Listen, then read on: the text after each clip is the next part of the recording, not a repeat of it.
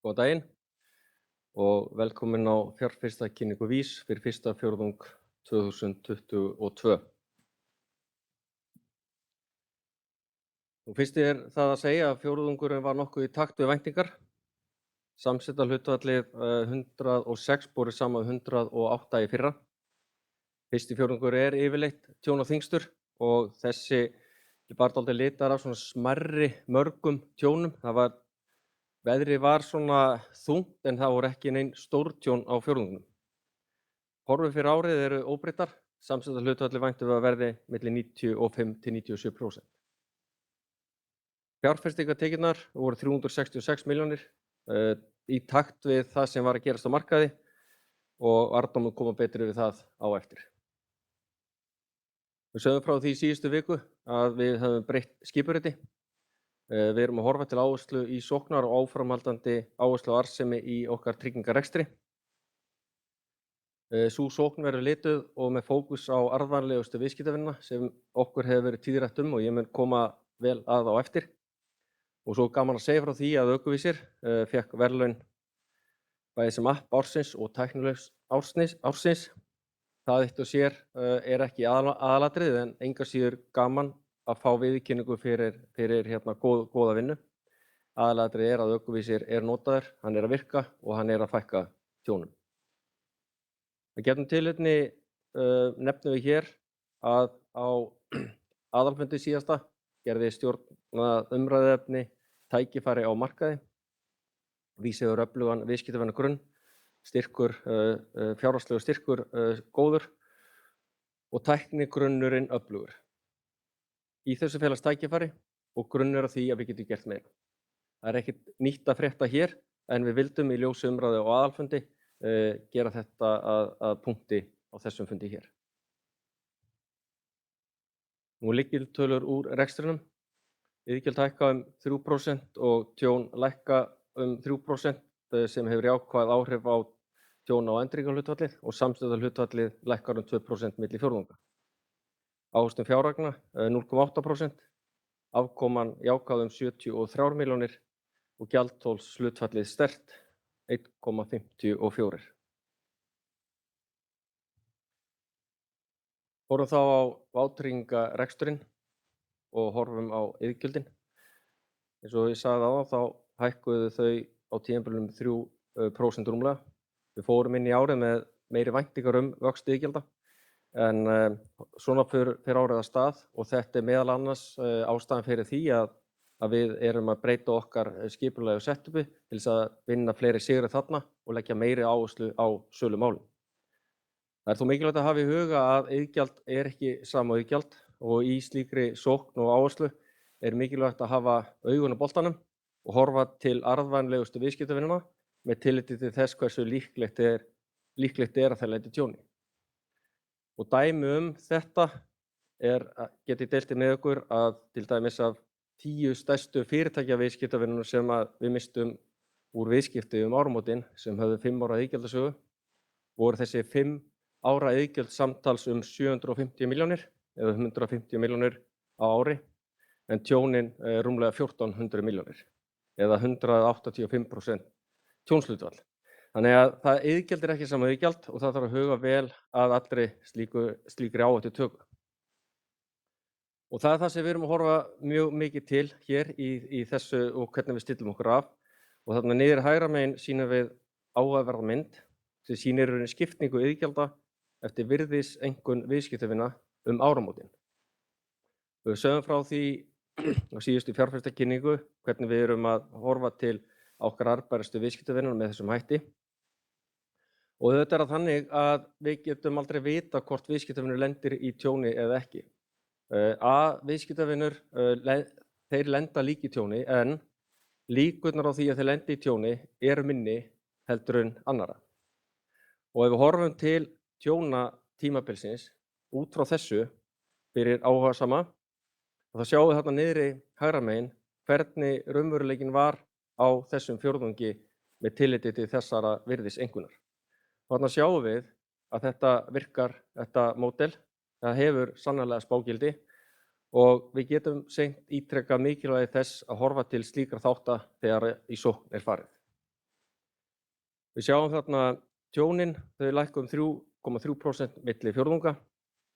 Við sjáum tjónahlutfall greinaflokka sem í takt við það sem var í fyrra, en aðeins hærra í frjálsum ökutækjatryggingum, það er að segja kaskótryggingunum, enda tíð að fara með þeim hætti að þar voru fleiri tjón en áður. Síðan sjáum við tjónahlutfallið niðri vinstra megin. Við erum þarna að horfa til tjón yfir 100 milljónir sem verður þá skilgreind sem stórtjón. Við vorum með fjárhæð 50 milljónir fram til þessa, en bendum á að við erum að horfa til núna stórtjón og skilgreind það þá yfir 100 milljónir. Ekki slíkt tjón var í þessum fjórðungi, hvorki óveðurs tjón í aðrir atburðir. Við sjáum þarna matsbreyting fyrir ára, neikvæð upp á 3,7%, og ég ætla að gera þetta sérstaklega umtalsefni því að þetta er eingöngu vegna áhrifa verðbólgu, væntinga og breytinga. Og fyrir áhugasama ætla ég að taka hérna 101 í áhrif vaxta og verðbólgu á vátryggingarekstur. Og sé ég hér gesti vera mjög spennta. En ítreka það að ef það eru frekari spurningar og varðandi þessa hluti, þá erum við boðinu búin og höfum mjög gaman að taka móti ykkur í slíkt tal. En líka það að samtöl við aðila leiða til þess að við erum að gera þetta með þessum hætti og erum að reyna að dýpka þekkingu á rekstrinum. En áhrifin verða kannski sérstaklega mikil þegar að breytingarnar eru svona miklar á markanum, og við sjáum hvernig verðbólguspáin hefur breyst á mjög stuttum tíma, mjög mikið. Við sjáum líka hvernig EIOPA vaxtaferillinn hefur breyst mikið á stuttum tíma, og EIOPA vaxtaferillinn er það sem notað er til þess að núvirða vátryggingarskuldina. Þannig að fara aðeins yfir, ég gerir ráð fyrir að þið séu öll búin að lesa núna textan þarna, þannig að þá get ég farið að horfa á myndina þarna til vinstri. Og við ætlum að renna í gegnum áhrifin af því hvernig þegar verðbólguvæntingarnar hækka eins og verið hefur. Og ég vil taka það skýrt fram að þetta eru til viðmiðunar. Þetta er ekki alveg svona einfalt því að þetta er allt háð því samsetningu efnahagsreiknings, fjárfestingareigna og annað, en þetta er svona í grófu myndin að fanga hvernig áhrifin verða. Að þegar að verðbólguvæntingarnar hækka, að þá hækkar tjónaskuldin, vegna þess að við reiknum með því í framtíðin að greiða meira. Það fer í gegnum tjóntímabilsins og hefur það neikvæð áhrif, og það eru neikvæð matsþróunin sem við sáum á myndin áðan, þarna 3,7%. Að samaskapi ættu fjárfestingaeignirnar að vaxa og fjárfestingatekjurnar þar með vegna fjárfestingateknanna. Í grunninn í stóru myndinni ef allt er rétt stillt saman, sem er kannski ekki alltaf í fullkomnum heimi, en í grófustu mynd ætti þetta í hagnaði að núllast út. Og þessi lykilhlutföll vega hvort annað upp, samstæðuhlutfallið fer niður og ávöxtun fjáreigna fer upp. Ok. Síðan þegar ef EIOPA vextirnir hækka, þá gerist það að tjónaskuldin lækkar vegna þess að núvirðingin, vegna áhrifa núvirðinga. Það hækkar, sem sagt, tekjurnar þar inn í rekstrarreikning komi gegnum tæknilega vaxta og gengisbreytingar af vátryggingarskuldar, ekki í gegnum tjóntímabilsins. Það er að segja, áhrif af EIOPA vöxtunum, breytingar þar, hefur engin áhrif á samsetta hlutfallið.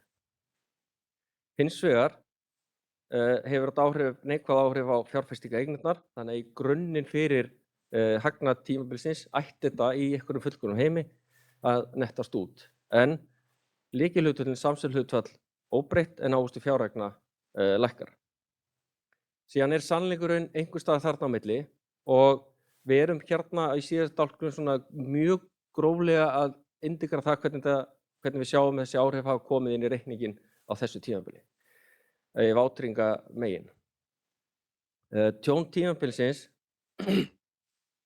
eru þarna neikvæð eins og við sáum áðan vegna þess að við erum í raun að gjaldfæra breytingarnar í verðbólguvæntingunum upp á 250 milljónir.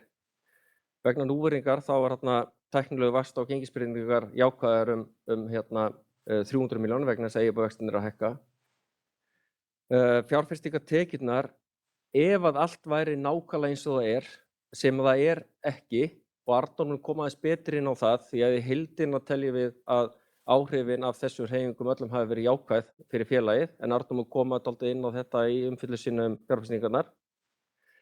Þannig að svona heildaráhrifin svona gróflega fyrir þennan fjórðung að samstæðuhlutfall neikvætt 4% vegna verðbólguvæntinga, hækkunar á verðbólguvæntingum, og ef að við værum algjörlega möttuð á móti þá ættu fjárfestingareignirnar að vera neikvæðar þarna á móti, en það ekki svo, en Arnór mun koma betur um það. Þeir sem vilja frekari útskýringar á þessu boðið í heimsókn eins og alltaf, og ég með töflu á skrifstofuna minni sem að væri gaman að dýpka. En höldum áfram. Ef við horfum á samstæðuhlutfall síðustu 12 mánaða, þá það að þokast í rétta átt og lækkar sem nemur því að í fyrra var samstæðuhlutfall 4108 en núna 106. Sjáum rekstrarkostnaðinn þarna uppi hægra megin, hann í takt við okkar væntingar. Þetta svona árstíðabundnar sveiflur í honum, en við horfum til þess að rekstrarkostnaður séu krónum lægri en hann var í fyrra, og við horfum til þess að svo verði. Við fórum þarna í skipulagsbreytingar eins og fram hefur komið, og í tengslu við þær létu 9 starfsmenn af störfum og við fækkuðum í framkvæmdastjórn. Þannig að í ársfjórðung 2 munum við gjaldfara þann kostnað, og hann 60 milljónir, en heildar launakostnaður ársins mun vera 20 milljónir lægri, og áhrifin á næsta ár lækkun 100 milljónir vegna þessara breytinga. Síðan frá því að segja að við höfum fengið fyrirspurn samanburð á milli félaga varðandi rekstrarkostnað, og við þarna niðri hægra megin sýnum við þarna rekstrarkostnað vísborið saman við meðaltal annars tryggingafélags á markaði, og við sjáum það að munurinn afskriftir. Og afskriftir í þeim hugbúnaði og þeirri vegferð sem við erum á, fjárfesting í kerfum, grunnkerfum, og þetta höfum verið með upp á borði frá því að við höfum verið í þessari vegferð. En þarna við búin að fjárfesta í okkar innviðum og fórum vel yfir á fundi áramótin. Við erum með okkar stafrænu vegferð búin að byggja upp okkar tæknilega grunn mjög þéttan. Við erum búin að fjárfesta í stafrænum verkefnum sem að skila okkur arði, og svo geta aðilar á markaði metið það hvort það sé betra að vera búin að þessu eða eiga þetta eftir, en þetta staðan, og við lítum á þetta sem mjög mikilvægan þátt í því að geta tekist á við þá sókn og þá vegferð sem framundan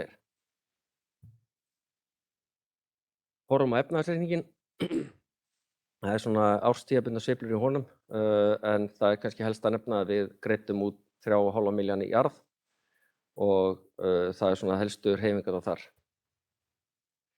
Nú, næst að fjárfestingar, og biðja Arnór að koma hérna upp og fara aðeins yfir þær. Já, takk fyrir það, Helgi. Þetta var talsvert tíðindamikill fjórðungur, þó svo að fjárfestingartekjurnar enda þarna í 366 milljónum, og svona, myndum við segja, bara í takt við markaðsávöxtun. Ávöxtun á eignasafni var 0,8% yfir fjórðunginn, en það var, eins og ég segi, talsvert mikið að gerast, og það náttúrulega það sem hafði fyrst og fremst áhrif á eignamarkað var stríð í Úkraínu. Við sáum mjög mikla hækkun á ávöxtunarkröfu skuldabréfa sem hreyfði vissulega skuldabréfapart eignasafnsins, og svo sáum við náttúrulega þar af leiðandi mikla aukningu í verðbólgu álagi á markaði og sífellt aukna verðbólgu á markaðnum. Það sem kannski áherslu til að tengja inn umræðuna sem Helgi var að tala áðan, sem sagt samsetningu vátryggingarekstrar og fjárfestingarekstrar, þá skiptir töluvert miklu máli hvernig eignasafnið samsett út frá hvernig vátryggingareksturinn Nú verðbólgu álag að aukast. Við höfum haft það í huga undanfarin misseri og höfum verið að auka á verðtryggingu eignasafnsins eins og við kemum inn á eftir, og við höfum aldrei verið jafn hátt, semst með verðtryggingarhlutfallið jafn hátt í lok fjórðungsins og það var í lok fyrsta ársfjórðungs, eða 60%. Og það skilar sér í ofan það að við erum með mjög stuttan líftíma eignasafni sem 2,7 ár og hefur ekki verið styttri, sem gera það að verkum að afkoman á öllu sem Helgi var að tala áðan, þar sem var að tala þetta nettast út áhrifin á vátryggingarekstur og fjárfestingarekstur, að heildar áhrifin á félagið eru jákvæð, út af því að við erum meira verðtryggð og út af því að við erum með styttri líftíma eignasafni. Þannig að þið sjáum eins og afkoman á ríkisskuldabréfum og sveitarfélögum í jákvæðum 31 milljón, Þar telur inn að ríkisskuldabréfapartur var neikvæður en á móti voru verðtryggðu bréfin okkar á sveitarfélög að skila jákvæðri afkomu. Önnur skuldabréf sem eru þá fyrst og fremst bara fyrirtækjaskuldabréf skiluðu 176 milljónum í jákvæða afkomu. Þannig svona í heildina eru við nokkuð ánægðir með hvernig skuldabréfasafnið var að skila sér í fjórðungnum. Skráða hlutabréfasafnið skilaði 184 milljónum sem er 1,7% ávöxtun sem er svona aftur bara í takt við markaðinn. Það sem telur langmest þar í jákvætt er eignastæðan okkar í Brim sem skilaði 330 milljónum í fjárfestingartekjur. En á móti voru 3 eignir að draga niður ávöxtun fjórðungsins og þar ber helst að nefna Acta HS1 sem var ekki með góðan árangur í fjórðungnum og kostaði einhver 160 milljónir í fjárfestingartekjur. Kvika lækkaði talsvert á fjórðungnum og sömuleiðis Iceland Seafood. Þannig að svona þessi 3 félög voru fyrst og fremst að draga niður fjórðung sem heilt yfir samt sem áður endaði á staði 1,7% ávöxtun. Óskráð hlutabréfasafnið eins og við birtum í tilkynningunni er að lækka og þar ber helst að nefna að við erum að draga niður virði á konto Róland 23% eða 250 milljónir. Á móti telur þar að við erum að hækka virðið á Kórifarma en það er í kjölfarið á hlutafjár aukningu félagsins sem var framkvæmt í fyrsta fjórðungi sem var á hærra gengi en við vorum með skráði í bækur okkar. Þannig í heildina ásættanlegur fjórðungur eins og við horfum á þetta. Ef við horfum á samsetningu fjárfestingareigna þá er í sjálfu sér ekkert mikla breytingar þarna en það er ágætt að hafa það í huga að við greiddum út 3,5 milljarð út úr eignasafninu og það hreyfir vissulega hlutföllin. Helst ber að nefna að við vorum áfram að draga úr skráðum hlutabréfum á fjórðungnum en á móti þá voru að auka í fjárfestingu okkar á óskráðum hlutabréfum. En þið sjáum það að vægi á öðrum hlutabréfum sem eru faktískt séð óskráð hlutabréf og framtakssjóðir er að aukast úr 11,8% í 13,9%. Ávöxtun á fjórðungnum 0,8% sem er náttúrulega verulega talsvert lægri heldur en var í fyrra sem var 5,8%. Og þar af leiðandi sjáum við hvernig 12 mánaða takturinn er að fara úr 20% niður í 13,7%. Nú ef við lítum á eignasafnið og ég er aðeins búinn að koma inn á þetta er varðar skuldabréfasafnið. Við vorum að draga úr líftíma safnsins, vorum í 3,1 ári í lok fjórða fjórðungs og erum komin í 2,7 ár með lok fyrsta fjórðungs. Við vorum að auka verðtryggingu skuldabréfasafnsins, förum úr 57% í 60%. Og það er líka ágætt að hafa það í huga að góður partur af skuldabréfasafninu okkar er á fljótandi vöxtum. Þetta er í kringum 15–20% og það er ágætt að hafa það í huga í hækkandi vaxtastigi og aukinni verðbólgu. Og svo er það einnig þannig að erlendi skuldabréfaparturinn okkar sem telur 13% af skuldabréfasafninu er öllu varin fyrir gjaldeyrisáhættu. Ef við skoðum 10 stærstu eignirnar þá er kannski sjáum við helstu breytingarnar að þetta er mest megnis verðtryggð skuldabréf sem sjá þarna á listanum. Nokkur aukning á RIX 26. Við drögum talsvert úr eign okkar í óverðtryggðum skuldabréfum sem voru nú fleiri á listanum í lok fjórða fjórðungs en sjá til RB28 að lækka þarna. NMC3, þetta er private credit sjóður sem er í útlánum til bandarískra fyrirtækja sem hefur verið inn í talsverðan tíma en kemur þarna inn á topp 10 listan. Og GMI22, þetta er lánveiting til greiðslumiðlunar Íslands sem kemur hérna inn á listan líka sem ný eign. Nú ef við förum yfir hlutabréfasafnið sem telur 17 milljarða í lok fjórðungs þá ber kannski helst að nefna óskráðu eignirnar okkar. Við höfum haft það orð að við höfum verið að auka upplýsingagjöfina og við höfum verið að birta gengi félagana í lok hvers fjórðungs. Og þarna sjáum við til og með þetta gengi á konto Róland 10.000 í lok fyrsta fjórðungs og gengi á Kórifarma 15,5 og þetta atriði sem kom inn á áðan. Og kannski líka áhugavert fyrir ykkur að sjá að það er ný eign inni á topp 5 listanum yfir óskráðu eignirnar okkar en það er Anata sem er íslenskt hugbúnaðarfyrirtæki í nánu samstarfi við Microsoft. Og við skoðum síðan stærstu 10 eignirnar þá sjáum við að efst á listu er Brim, svo Hampiðan, svo Iceland Seafood. Við drógum talsvert úr eign okkar í Arion banka og við höfum dregið verulega úr eign okkar í Kviku banka sem þið sjáum ekki lengur hérna á þessum lista. Og svo sjáum við þetta nýja eignarlistanum Arnarlax í 9. sæti. En að því sögðu þá ætla ég að biðja Helga bara að koma upp aftur, það er ekkert meir. Takk.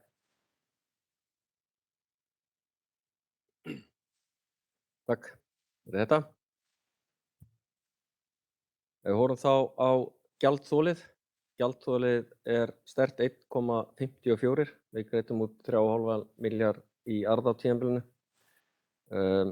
Gjaldþolið sjálft breytist lítið yfir tímabilið en gjaldþolskrafan lækkar sem að gera það að gjaldþolshlutfallið hækkar í 1,54.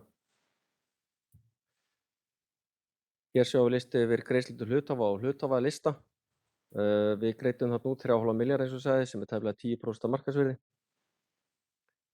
Glöggir lesendur viðskiptafrétta hafa tekið eftir að Skel hefur eignast hluti í félaginu.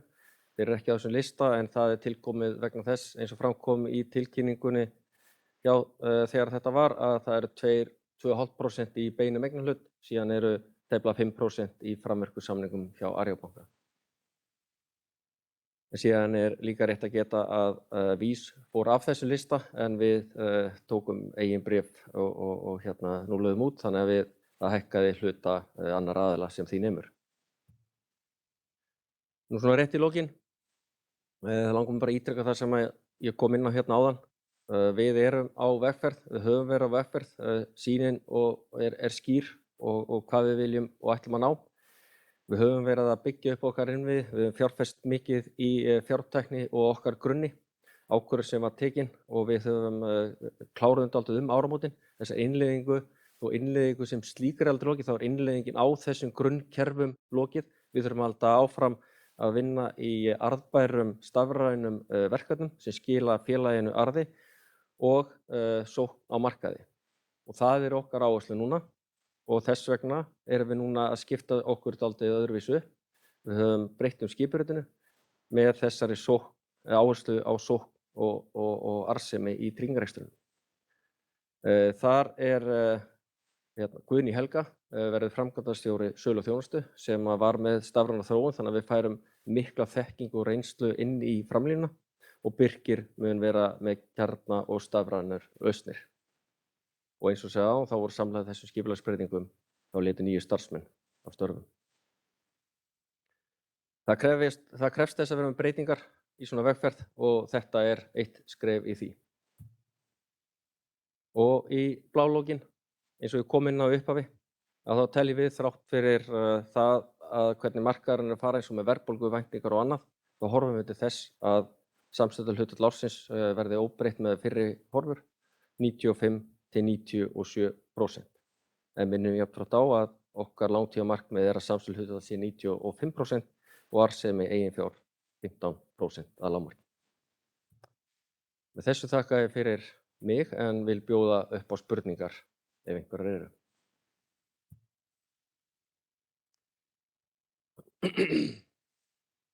Það eru engar, jú, kom einn. Það er þarna mæk þarna sem á kannski talar í. Já, langar að spyrja út í hvað sé að gerast á ökutækjatryggingamarkaðnum. Nú virðist eins og aðilar séu að einhverju keppinautar allavega og þið líka í svona einhverju sókn, nýjar vörur og er að eiga sér stað einhver þrýstingur á framleiði í ökutækjatryggingunum. Er þetta eitthvað sem þið hyggist taka þátt í af krafti að munið sætt eitthvað við að gefa eftir hlutdeild? Það eru væringar á ökutækjatryggingamarkaði og við fyrir ári síðan þá tókum við okkar skref í þessu sem ökuvísir sem er leiðin fyrir okkur til þess að hjálpa viðskiptavinum að keyra betur. Markmiðið er að fækka tjónum og við erum að sjá að það gengur eftir. Þannig að við erum með forvarnir að leiðarljósi að vinna því að ná betri afkomu í þessari mikilvægu grein sem telur helming okkar iðgjalda. Þannig að við höfum í ár núna verið með mjög skýra stefnu og aðgerðir í þessum mikilvæga tryggingaflokki og þær lúta þessu. Og það er bara gaman að sjá að þessi markaður að lifna við og aðalar að taka við sér en okkar hugmynd gengur út á þetta, sókn, sækja arðvænlegustu viðskiptavinina og gera það með forvörnir að leiðarljósi.